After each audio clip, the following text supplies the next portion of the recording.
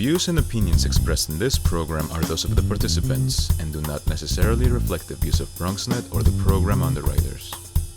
Hey everyone, I'm the Dr. Bob Lee. Welcome to Open BXRX. Coming up on today's show, we'll hear from a music producer and owner of a music and video production company to learn about the great work that he is doing. Got a whole lot in store for you. Then we'll hear from an artist about how he has managed to captivate the hearts of his audience over the years. After that, we'll speak to a U.S. military veteran who has taken on a new fight and learn about how he is helping other military brothers and sisters. Then Bobby C., of course, he steps into the room with the latest in the world of sports. And then finally, we'll check in with a parking expert about how the latest New York City parking rules impacts motorists moving forward. All of this and more headed your way because we are now wide open. Kick off your shoes and relax your feet. Here we go now.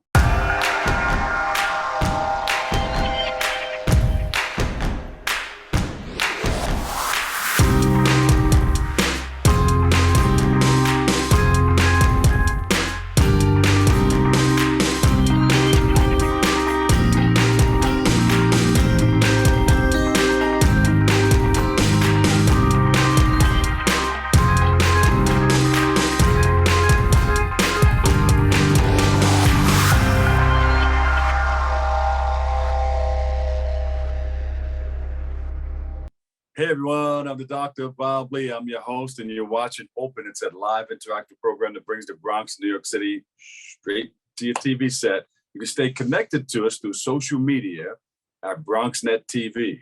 A wonderful show lined up for you today. Leading things off, we're joined by the owner of a music and video production company, RWMVP. And he joins us to highlight the services that he offers with his company and to speak about his passion for music. Please welcome to the show, Ron Walker. Ron, welcome. Thank you, Bob. Nice to be here. Thanks for having me on the show.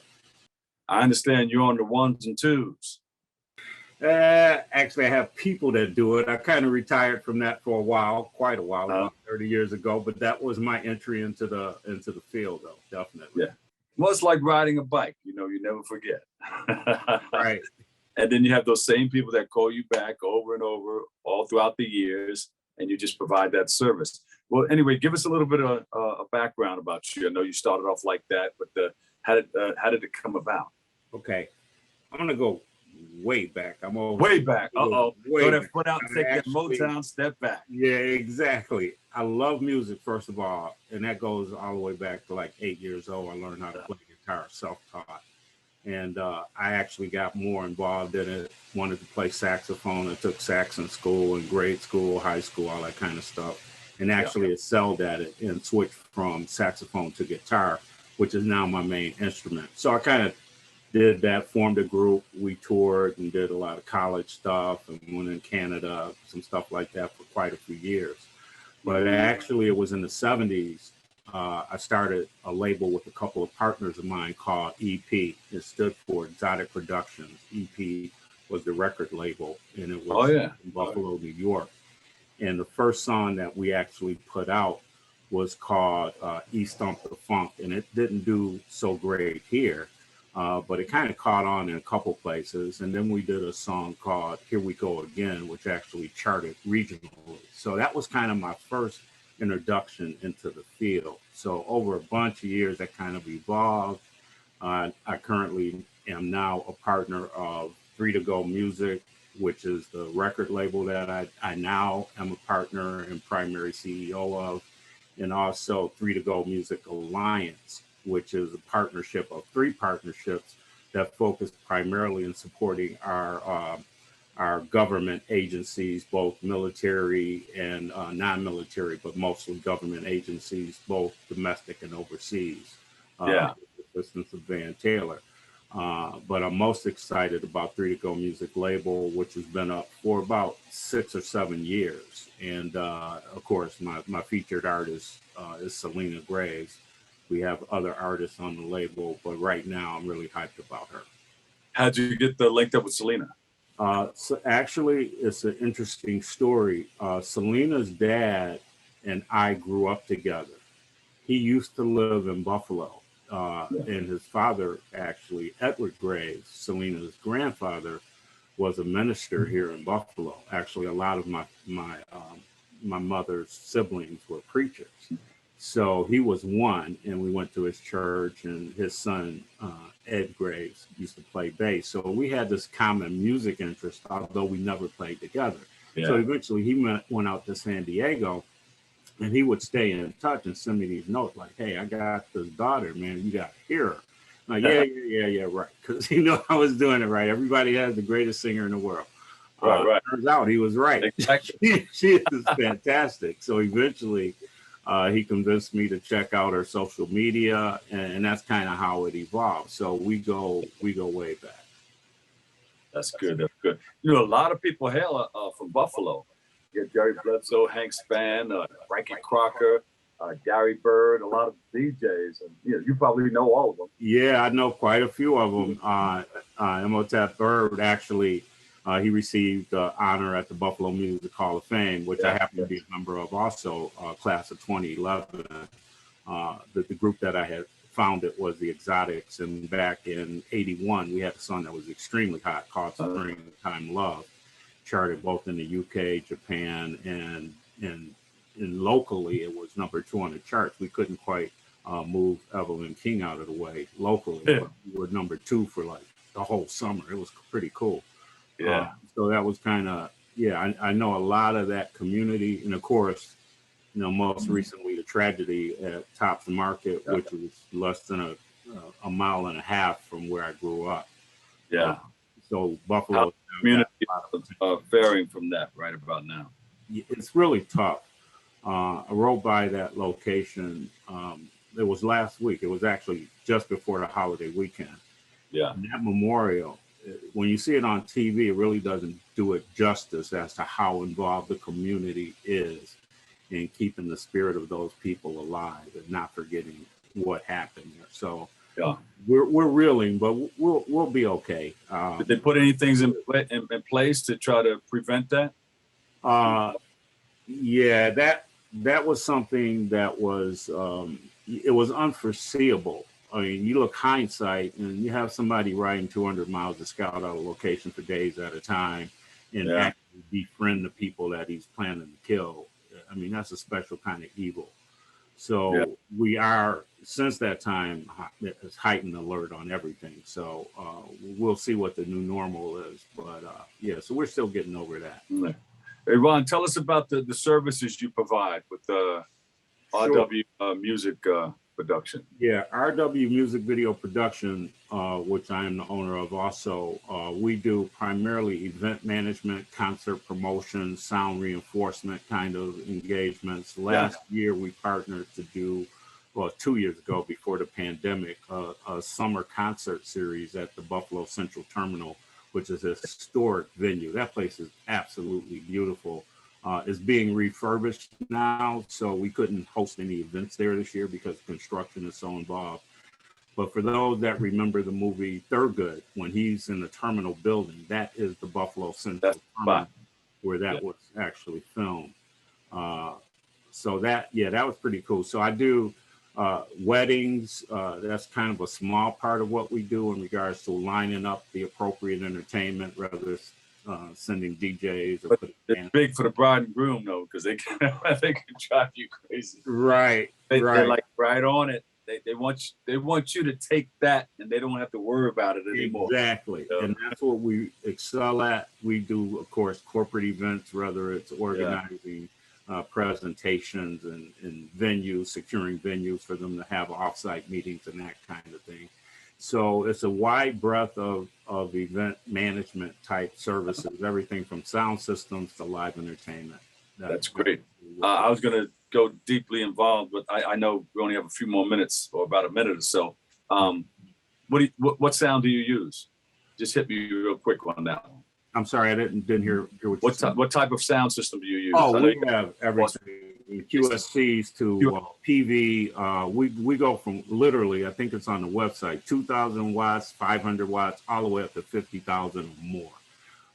And we bring our own power, clean power, and all that. That's what I like. Any project on the horizon? Anything coming up that we should know about? A couple things. The big thing is the release of Selena's project West Side. The single is out, but the CD, which is rare now that groups release, unless you're a major artist, you don't hardly release a full CD. Everybody leaks a song at a time and milk as long as you can, nature in the industry. But we really were committed to people getting a sense for who she is. So we kind of stuck to the gun, saying, nah, we're going to release the single, then we're going full boat. It either works or it doesn't. You want to get on board, but you want to find out about her. That's it. Also, for the Buffalo Pine Grill reunion, which happens annually, it didn't happen during the pandemic for a couple of years, but this year, the group that I still perform with periodically, eLife 7, which stands for Enjoy Life 7 Days a Week, if you want to know what Life 7 is. That's what that is. But we're going to be backing up Mr. Tom Brown for that show. Woo! All right. Yeah. We should take a trip up there and have some fun. Yeah. So that's kind of the fun side. You know, I don't get to do that as much as I would like to now that I'm more in the business side, but I still try to stay sharp. And it's all on the website, right? It's all on the website. Go to 3togomusic.com or RWMVP, stands for Music Video Production, RWMVP.com. Yeah. Ron Walker, RW Music and Video Production. Ron, thank you so much for joining us, and you're always welcome back, man.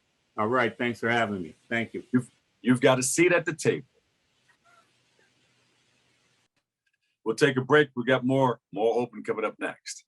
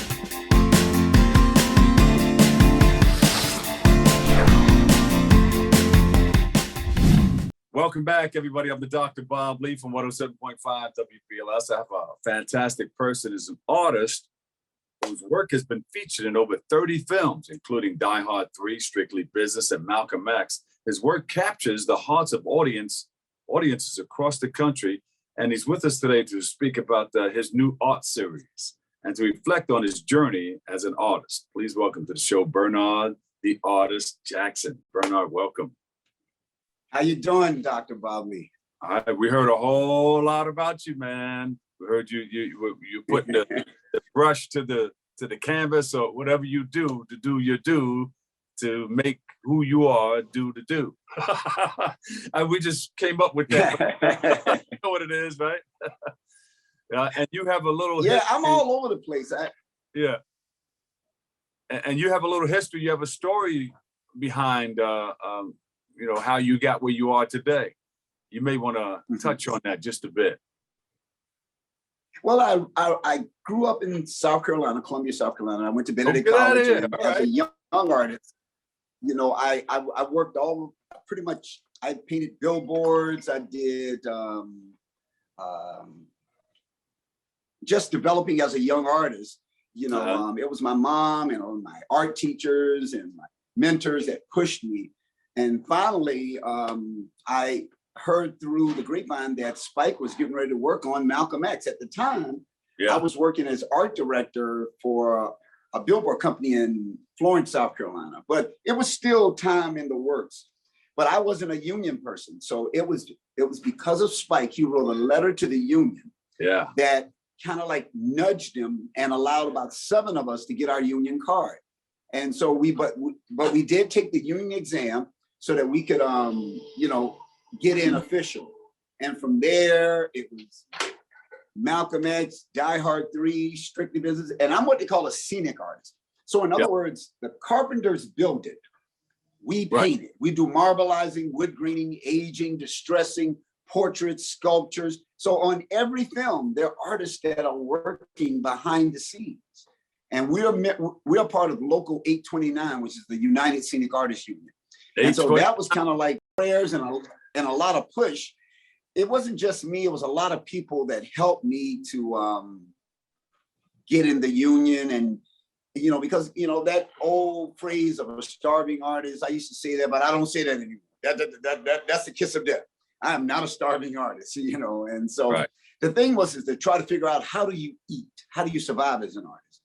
And scenic art allowed me to be able to survive. And after I was in the union for about 10 years, I opened up an art gallery. And from there, I wanted to really focus on doing my works. And that's how I started developing, using caulking and mixing paint with caulking, coming up with my own kind of like style. Wow. And the piece that you see behind me is a piece I did of Kanye, and it's done on wood, and all of this is caulking from Home Depot, but I mix it in with house paint, and I use a palette knife, and it is like it's my new thing. That's just what I've been working on for the last 10 years, and it's taken on. Man, you did a fantastic job with that, and we love what you do. Big shout out to Home Depot too. When Bernard comes in there, make sure you take good care of him. Yeah, hook a brother up. But with everything else, nothing's really, really easy. There were some hardships. You had to go through some things to get where you are today. Yeah. Talk about. Oh yeah. When I was that you can just pop into a situation and here we are. Working. No. As a young artist, there was a lot of struggles. I went through every possible struggling situation, sleeping in your car for years, going through all of that, trying to learn. But if you don't have a story, you have nothing to say, and so, the struggles that I went through made me stronger. My mom used to always say that if it didn't kill you, it's going to make you strong. And there were many a times in which, me coming from the South, not understanding the politics of working in New York City, because, I'm a Southern boy and Southern roots. And well, you don't sound like you from down South. Yeah, trust me, I still got it in me, boy. When I go home, I gotta use it. You gotta switch up, right? I gotta switch it up real quick, like. You going down yonder to go down to the store and pick up some pop or whatever they say. No, it's soda. I think what do we call it down south? Yep, a soda. Soda. Up in Detroit, they say pop. They do. You're right. The Midwest and all that, pop and all that stuff. Yeah. But everything down south is a Coke. Even though it's an orange soda, they say, "Give me a Coke." It's kind of weird. But growing up as a young artist, I meet young artists and I want to talk to them about what it takes. And, a lot of people want to say, "Oh, he's a Black artist." Yeah. I am not a Black artist. I'm just an artist. I don't do Black art. I just do art. Because what I don't want to do is I don't want to be put in that little box. I don't want to be limited to just people of color buying my works. I want everybody to buy my works. If you're from Mars, I want you to buy my works. To me, I don't think there's Asian art, German art. It's just art. And that's all I do. Your art displays lots of colors. And that's, to me, that's what gives me diversity. Yeah. Can you describe some of your most cherishable products or projects that you've worked on in any of the movies that you've worked in? Well, just recently, I was working on a film that's going to be out in August called Bros. And we did a ton of murals and marbleizing and wood graining in there. And just last week, I was working on The Fabulous Mrs. Maisel on the last season of that. Wow. I remember working on, oh God, let me see one that you guys would probably remember, New Jack City, Strictly Business with Halle Berry. I worked with her on her first film. Joseph Phillips, and I worked with Whoopi Goldberg on Joe's Apartment. She was on, and most of the time when we're on the set, I've been lucky enough to be what they call the scenic on the set. So while they're shooting, I'm standing right there waiting for them. Die Hard 3, working with Bruce Willis, doing murals on certain projects. And they're standing right there because let's say the art director says, you know what, we want to change this. Everybody stop shooting and I bring my kid in. And so a lot of times I'm the only person of color on most of the production. So I stand out. And so when you go to craft, do you get a paper plate or a porcelain plate? I love craft services. But you meet a lot of people. Once in a while. Bruce is pretty cool, right? He's a very personable person, I hear. Oh, well, you know what? Most of the people that I meet on set are like Denzel Washington. He was so amazing when we were working on Malcolm X. He would have conversations with me while I'm working. Spike Lee he's just brilliant. He's just brilliant. Just the way he moves and the way he just has a certain je ne sais quoi about him. He commands creative attention. And he's just a brilliant guy. And when I was young, I didn't realize how blessed I was when I was actually working on these projects. Because you're just working and you just think, this is so cool. But now I'm 60 years old looking back at it, I'm like, wow, I've done some amazing things, Yeah. And Spike Lee's real good. I was in the movie Down to Earth. But I was in riot gear, so you couldn't see who I was. But I was in that pizza shop scene where he was trying to keep the people from beating up on the firemen who were trying to put the fire out. Oh yeah, right. Awesome. Yeah. Yep. Yeah, that was real cool. And then New Jack City, and then we worked on Juice. I remember working with Tupac because there was a time in which Strictly Business, they had a fundraiser, and Halle Berry she was working on Strictly Business, and Tupac was working on Juice. I think it was Juice. And we played a celebrity basketball tournament. And it was just like they rented a gym and we played basketball. I remember her getting hit in the nose with an elbow. Everything stopped. Whoa. Everybody was like, whoa. Her producer, everybody was like, whoa, this is too much. But it was, just all of those scenes of working, thinking back of all those people and watching their careers grow was just amazing as a scenic artist. Yeah. What do you have coming up? You have something coming up? Yes, I'm working on a new series right now. I've really kind of like gone into a lot of abstract. And I've got a new caulking abstract series that I'm working on. And it's really, I don't want to let the cat out the bag, but I'm about to do a European tour in which I got some pieces that we're doing a big show in Europe and Paris and France. And so it's my European tour. It's my first time leaving the country. All right. And I know you don't want to put it all out there because you want to wait until it happens. And a lot of us treat it like that too. Right.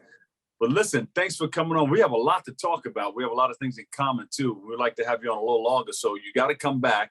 Like I said, you always have a seat at the table, and we're going to break that bread that we spoke about before we opened up the show. Awesome. Sandra kill me if I don't give you guys the website. It's BernardJacksonTheArtist.com, and the Instagram is at Artist Bernard Jackson.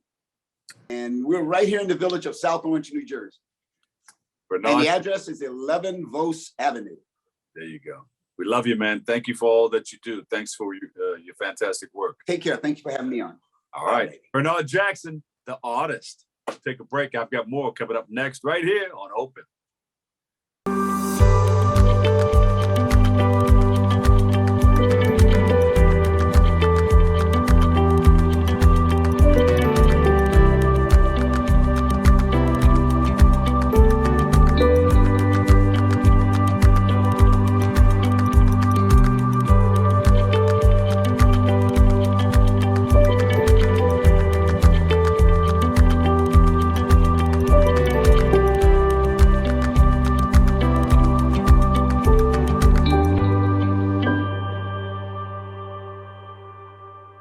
Welcome back, everybody. I'm the Dr. Bob Lee from 107.5 WBLS. You're watching Open. Our next guest is a U.S. military veteran who fought the Vietnam War.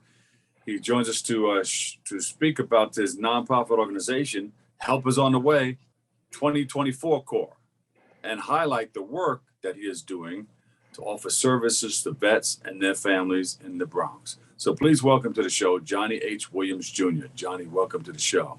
How are you, sir? Good to meet you also. Nice to meet you too. Johnnie, we gotta tell you, you've probably heard it time and time again, but thank you for your service. I appreciate it, sir. I appreciate it. And the love that we share with each other helps us to move forward. And the hardest problem is moving forward. So the love does help. Yes. And love, you know, who distributes that ultimate love, it's the man above. And I know you speak to him often, and he's letting you know what he needs you to do, and you're a great conduit for the Lord.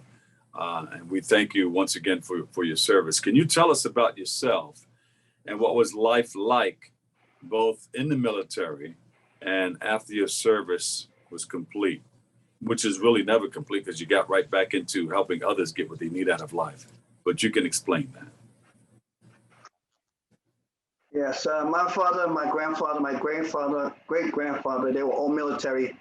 And they call us military brats, so to speak. But, you know, military brat is a good cause because you learn when it happens to you.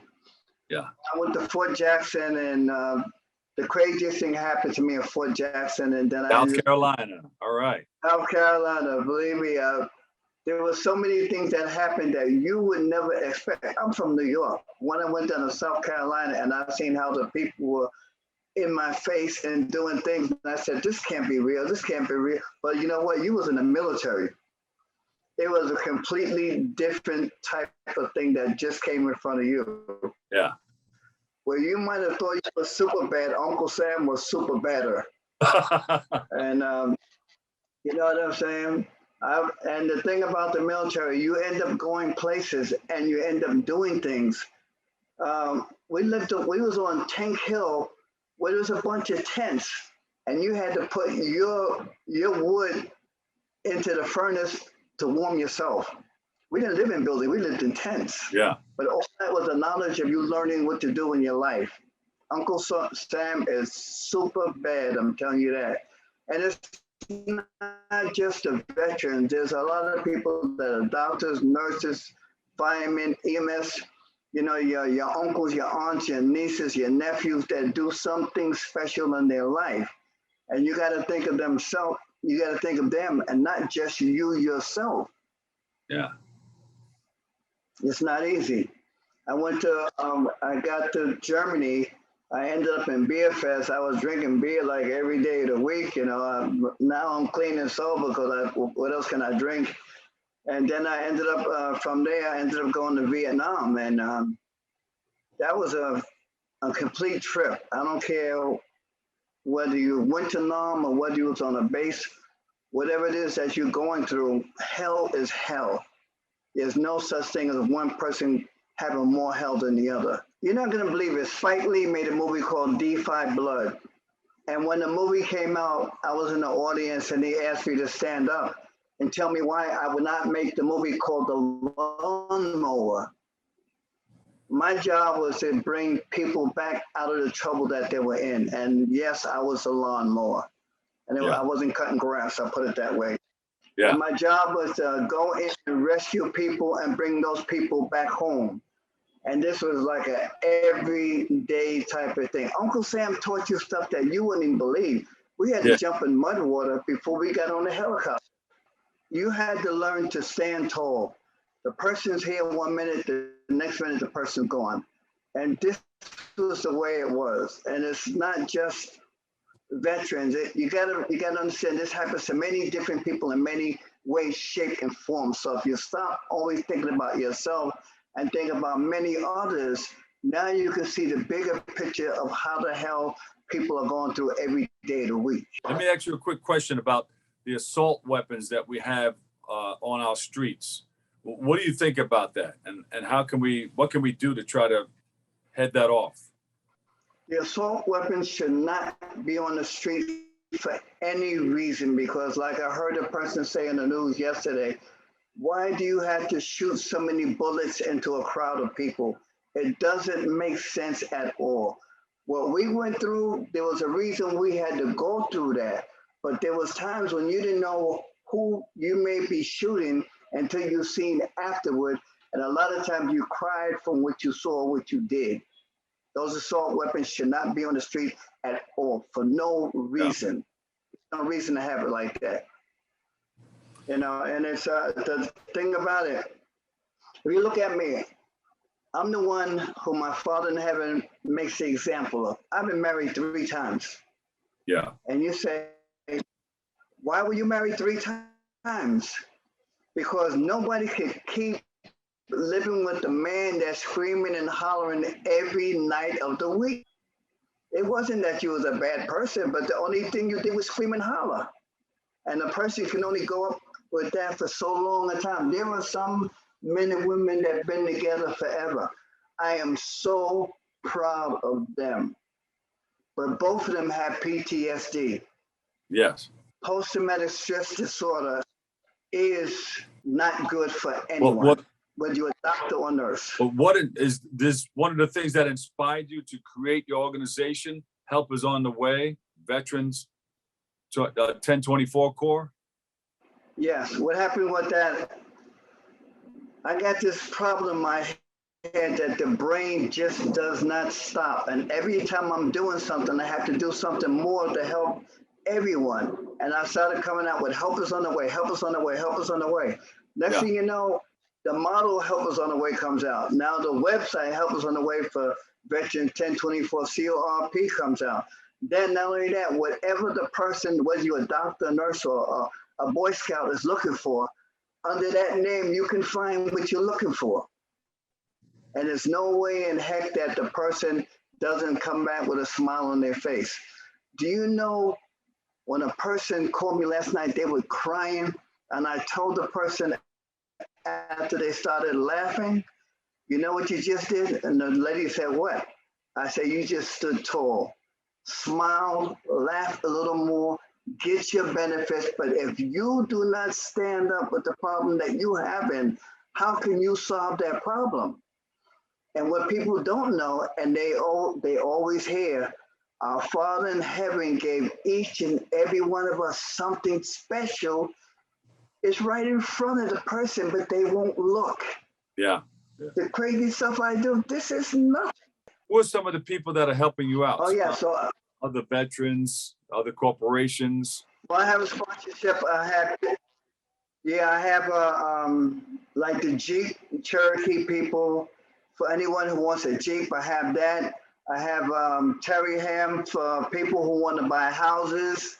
Oh yeah. I have the gentleman for in case you want child support. I have that, and most people think that if this person's the only one who can get child support, that is not true. It works both ways. And then when you go to my website, you see my white car. I have an orange Easy Pass, not a white Easy Pass. I have the 199 infantry instead of just a regular New York State license. All these things is what you can also have once you look in it. And most people go to Google instead of going to va.gov. Now, when you go to va.gov, you find the federal government and you can ask all the questions on the world that you can. I'm a disabled veteran. Yes, I'm 100%. But do you think I want to stay home and sit in my house every day of the week? No, you're not going to find me back there in the bed where somebody has to throw the cover on me. Yeah. Right now, we have a thing called the Service Disabled Small-Owned Business, where the disabled veteran, just like you, sir, can now open a business. Yeah. Hey, Johnny, how has writing your books and doing the things that you do help you? Was it therapeutic for you? Because I know you said you're living with people who heard you scream every day.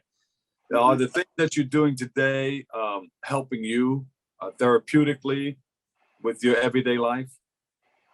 Yes, because the person that's going through whatever they're going through, they have to take a little break and talk to their Father in heaven as I do.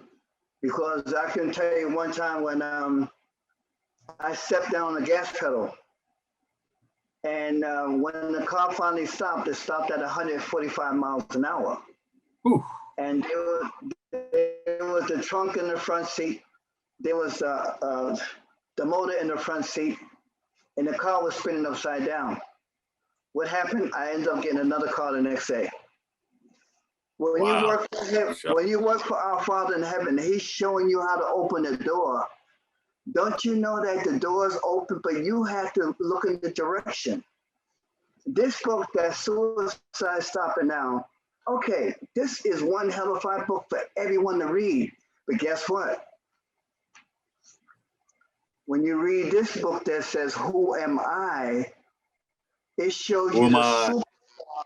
Yes, it shows you the superstar that you are. Who am I?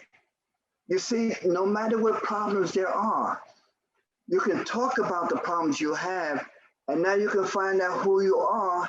And if you think that's the biggest thing on the planet, it's not, because guess what just happened? This is called coming out of the darkness. Yeah. Now, how am I writing book after book after book? It ain't me, it's my Father in heaven who puts me out here to show the people how the problems could be changed. I learned that you are never alone. They're going to give me a hard rap. What's your website so we can find out more about you? Yes, my website is www.helpisontheway4, which is FOR, veterans.net. My email, just in case you want the email, everybody has it anyway. The email is Johnnie H, JOHNNIEH, at mind, MIND, spring, SPRING.com. Johnnie, thank you so much for all that you do. Thank you for your service on and off the field. Yes, sir. And like I said, they can go online to Amazon for all these things. Thank you once again for your service. Sir. Give me a hard rap. I've got to go. I got one more guest. Johnnie Williams, U.S. military veteran and founder. Help is on the way for Veterans Corp. Thank you. Thank you. Thank you. Thank you. My man Bobby C is up next. He has the latest in the world of sports coming up on Open.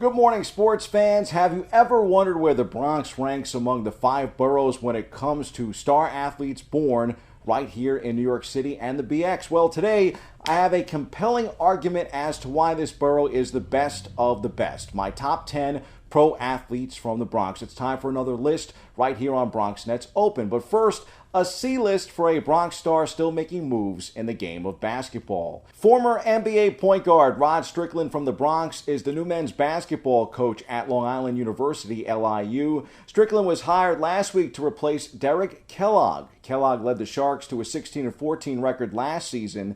Meanwhile, Strickland had been serving as the program director for the NBA G League Ignite, evaluating and mentoring top high school prospects to prepare them for a professional career. The Sharks are hoping that he can transition to getting those types of players into their program. Here is a statement from Rod on the job hiring announcement by LIU. Open quote, developing young players on and off the court has always aligned with my passion while I was playing, and after retiring from the NBA, I'm appreciative to Long Island University for the opportunity to become a head coach at home here in New York City. The Sharks are going to be a competing program for top athletes who not only want to take their game to the next level, but prepare for success. Close quote. Strickland played 17 years in the NBA after being picked by the Knicks in the first round of the 1988 NBA draft. He led the league in assists in the 97-98 season and is 13th on the career list in that category. Since retiring in 2005, the 55-year-old was an assistant at South Florida and also worked at Memphis and Kentucky. We featured him many times right here on BronxNet. Here's a cool clip from October of 2018 when Rod stopped by Co-op City with the Knicks. There's so many young people here in the Bronx that could use a good assist from an organization like the Knicks, and then from guys like yourselves who they grew up idolizing. Anytime we have an opportunity to do something like this, we take advantage of it. I know I do. So, like I said, we're having fun with it as well, as long as nobody gets hurt. I mean, that's the goal. Does it have a special meaning to you to know that you're helping some of this youth of tomorrow kind of get to bigger and better things? Oh, absolutely. I mean, that's kind of the foundation that, I came from. I had people who looked out for me, took me out of the inner city, gave me an opportunity, gave me a chance to be successful. So it's always great to come back, and, that's part of the give back. It means a lot. Anytime you get people to come to my district that want to help the children of the district and beyond, it's a beautiful moment for me. And it's a watershed moment for me because I went to 181 around the corner. In the locker room that they had us changing in was the gym that they actually had us play in junior high school. And the impact is still huge now that we can come get the Knicks, MSG, Fidelis, all these great community partners with New York Edge to bring some great things to some kids. It's about giving back. I mean, and that's what we talk about. It's myself, Rod, and like a John Stark. Since we're not active playing anymore, this is a way for us to show our appreciation for what the youngsters and the youth did for us. To get a chance to suit up, this is kind of like your Knicks debut. How does this feel? Well, as a Celtic fan, I'm trying to handle being in this, but anything for the youth and the kids in the community. I'm happy to be a part of it. I hope I don't hurt myself out here, but I'm looking to have some fun. We'll see where Strickland ranks on my list. Here we go. Without further ado, my top 10 pro athletes in Bronx sports history. At number 10 on my list, the 9th overall pick by the Charlotte Bobcats in the 2011 NBA draft, none other than four-time All-Star Kimball Walker. The Soundview product went to Rice High School and later lifted UConn to not only the Big East crown, but the national championship. In that 2010-11 season, Walker was the nation's second leading scorer and was named consensus first-team All-American. He led the Huskies to the 2011 NCAA championship and claimed the tournament's Most Outstanding Player award. Certainly a good way to start off this list. At number 9, few players could match the all-around contributions of this Mount St. Michael graduate in the 1950s. I see his jersey hanging above me daily during the college basketball season as the current voice of Iona College men's basketball. Richie Guerin was once a star for the Gales in New Rochelle. The 6'4" Bronx native manned the center position at Iona College before being chosen by the Knicks in the 1954 NBA draft. He averaged 17.3 points, 5 rebounds, and 5 assists per game and made 6 All-Star games in the NBA during a 13-year NBA career. Sticking with more Bronx stars from the BX, we mentioned him earlier. Wherever Rod Strickland played, he was the man. As a high school junior, he led Truman High School to a state title, and when he got to DePaul University, he powered the Blue Demons to 4 straight NCAA tournament appearances. All of that was just a prelude to his NBA career. Strickland scored 14,463 points during 17 years in the association and is widely considered one of the best players never to make an NBA All-Star appearance. Rod comes in here on my list at number 8. Every July 1st, his name reappears in the sports headlines. That's when the Mets fans begrudgingly celebrate Bobby Bonilla Day, since the club is still going to be paying the long-retired former MLB star from the Bronx. Bonilla's 4+ seasons with the Mets were more disappointing than dominant, but he had a very solid pro baseball career. The former Lehman High School star made 6 All-Star teams, won a World Series title with the Florida Marlins in 1997, and collected 2,010 career hits. He comes in here on my list at number 7. Dolph Schayes comes in at number 6 on my top 10 Bronx-born athletes. The 6'8" Clinton High School grad broke in with the Syracuse Nationals in 1949, averaging a then impressive 12.8 points per game. 8 years later, the league introduced the shot clock, and Shays boosted his scoring average into the 20s. He finished his pro career with 18,438 career points and was named to the Naismith Hall of Fame in 1973. Speaking of Hall of Famers, Art Donovan was not only one of the finest football players ever to emerge from Mount St. Michael High School, but he was also one of the best in the history of the National Football League. The heart of the Baltimore Colts defense from 53 to 1961, the 263-pound Donovan played in 5 Pro Bowls and also served as one of the team's leaders. He was the first Colt named to the Pro Football Hall of Fame in Canton, earning that honor in 1968. Today, his name is among the greats on the Bronx Walk of Fame. Art comes in here at number 5, and pretty cool autographed football from him from back in those days. Hard to believe this is almost 20 years ago when Art Donovan was put in the Bronx Walk of Fame. We continue this list. The Bronx Bull comes in here at the 4 spot. No, not actor Robert De Niro, but the real man that he depicted in the film of the same name. Nicknamed the Bronx Bull for his relentless fighting style, LaMotta grew up in the Morris Park section of the Bronx and developed into one of the most feared middleweights of the 1940s. LaMotta was named to the International Boxing Hall of Fame in 1990 and compiled an 83-19-4 record and was the first fighter to defeat Sugar Ray Robinson, outpointing him in 1943. From the minute that Frankie Frisch left Fordham University and joined the New York Giants, baseball New York Giants, the Fordham Flash flashed his speed in the bigs. He stole 419 bases in 19 seasons from 1919 through 1937. More importantly, he was a winner in baseball. Frisch won 3 World Series titles as a player and claimed a 4th as a player manager for the St. Louis Cardinals in 1934. He was elected to the Baseball Hall of Fame in Cooperstown in 1947.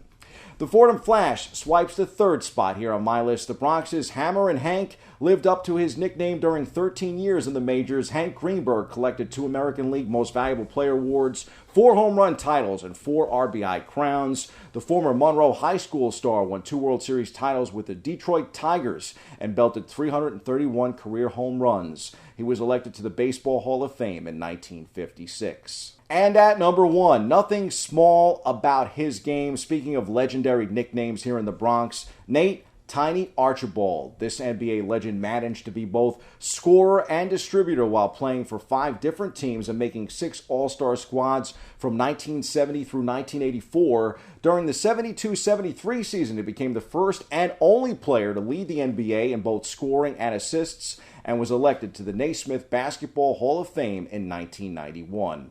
Not bad for a player who was cut from the Clinton High School basketball team of the Bronx as a sophomore. That's my top 10 list. There have been some tremendous names to come out of the Big Apple, legends like Sandy Koufax and John McEnroe. But can any borough really deliver a top 10 list like that one? Let the debate begin. That's one dynamite sports list. That's your look at sports. I'm Bobby C. Stay tuned, more open coming back after this.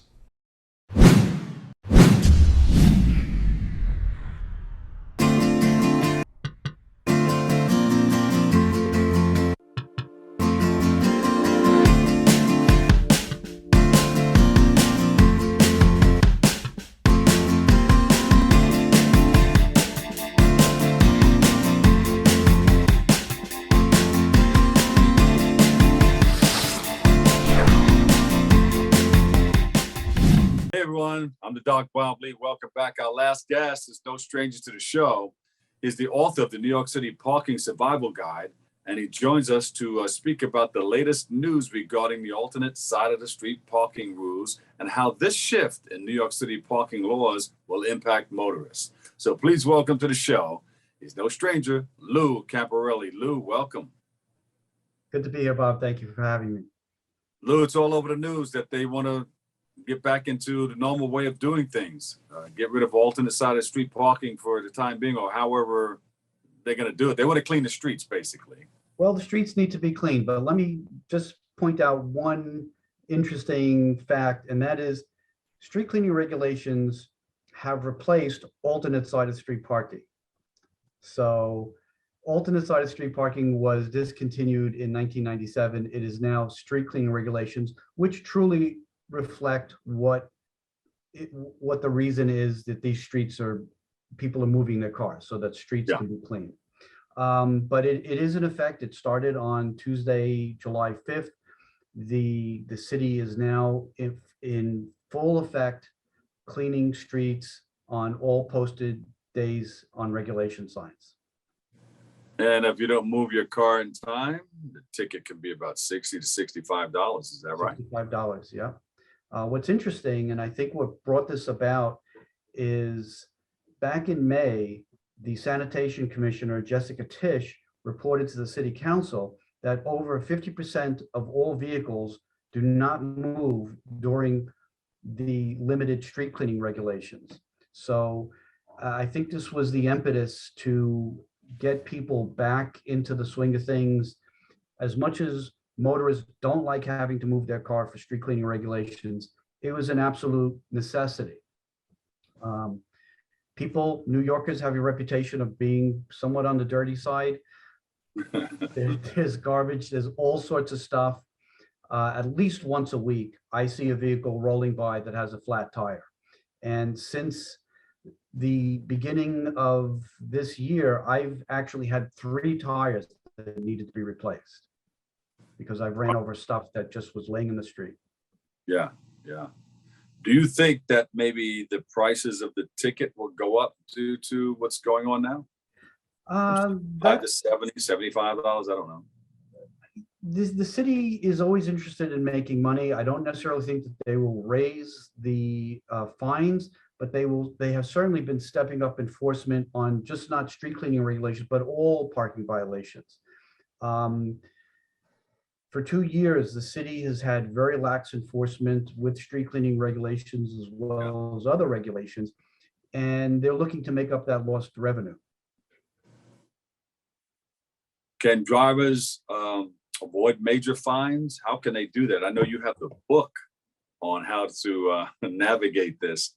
With the parking rules in effect right now, how can we avoid getting those tickets other than paying attention to the rules or trying to and moving your car on time? That is truly the best thing that any motorist could do, is just read the regulation sign.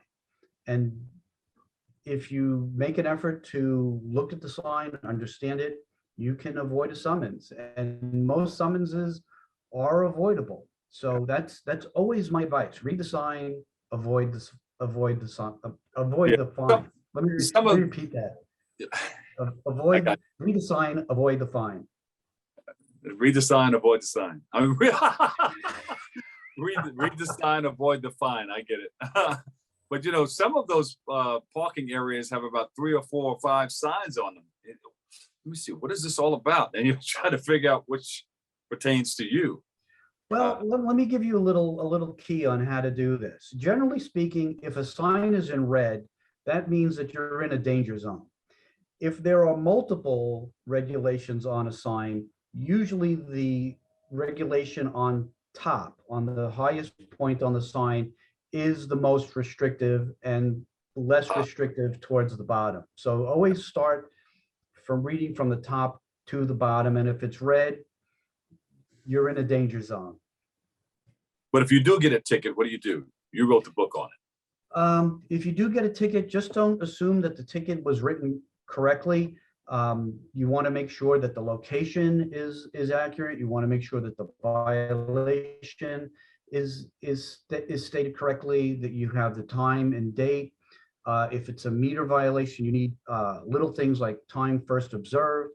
The issuing agent needs to sign the summons. And of course, you have to have the correct location, and that is absolutely critical. The city cannot, or the agent cannot just simply say, you know, West 15th Street. You need a specific address either in front of or opposite. So there's some things to look for on the summons that will, if they're missing or incorrect, will trigger an automatic dismissal. But and Lou, you have a lot of people from out of town too. You know, it may come in with Florida plates, Ohio plates, and figure, hey, you know, these signs don't pertain to me. I can park anywhere I want. Do they still have to pay a fine? They're written up and they go back. It's always in your best interest, particularly if you come out of town and you rent a car. The car rental company will receive the fine and they will charge you. That's part of your rental agreement, that you promise to pay all fines while you're using that vehicle. If you're from out of town and you get a summons, you may say, well, I'm not from New York, forget about it, I'm not going to pay it. Eventually, the city will catch up to you because they will contact the state in which the vehicle is registered. And they will then place sort of a lien on your either registration or license renewal. And the city will get their money, but by that time, you've already lost your 30-day window to fight the summons. You're in default summons, and now you have penalties and interest to pay on top of the original summons. So it's always best. My advice is, it's always the best thing to do. If you're not going to fight it, just pay it and be done with the headache. Yeah, I mean, you may want to come back to town and you leave your car in one of those spaces again, you find a boot on your car. If you are from out of town and you happen to park in one of those danger zones or by a hydrant, enforcement agents can put a boot on your car. And that's the last thing that you want to deal with while you're on vacation in New York City. Because you're going to have to pay for the fine and to have the boot removed. So it's just better. You wrote a book on this. Tell us a little bit about the book and what's in the book. Give us a quick synopsis. Well, the book, the New York City Parking Survival Guide, is in its 3rd edition, and it goes into most of the parking laws that motorists will come into contact on a daily basis. And I explain things in a very straightforward, easy to understand, sometimes humorous manner, because it's, after all, it's a book about parking. I don't want it to be boring. Yeah. And what to do, basically, if you get a ticket, how to address a ticket, and what to look for on a ticket so that you can effectively fight it or get it dismissed. Yeah. And the book, you can pick it up anywhere. You can get it through Amazon. You can go to our website, the nycparkingtickets.info. You can get it there along with a bunch of other stuff. But so far, it's been very well received. A lot of people like it. I get comments about it all the time. It's very informative. In fact, this is about double the size of the 2nd edition because there's just been so much more information that motorists need to know of that I just had to include it. What's the website again, Lou?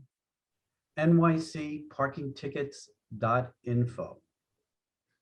Lou Camporeale, author, New York City Parking Survival Guide.